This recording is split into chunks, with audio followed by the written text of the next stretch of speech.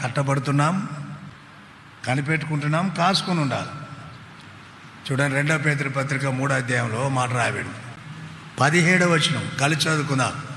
ప్రియులారా, మీరు ఈ సంగతులు ముందుగా తెలుసుకొని ఉన్నాను గనుక మీరు నీతి విరోధుల తప్పు బోధలను తొలగింపబడి మీకు కలిగిన స్థిర మనసుని విడిచిపోకుండా కాసుకొని ఉండుడి.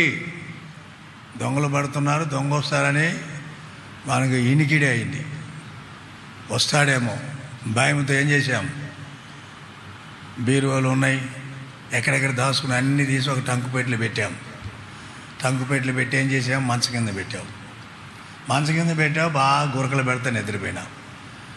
కనిపెట్టావు, ఇంకేం చేసావు, జాగ్రత్త పడ్డావు, కనిపెట్టావు, ఏం చేయలే, నిద్రపోతున్నావు. వాడికి ఇంకా సులభమైంది దొంగనికి.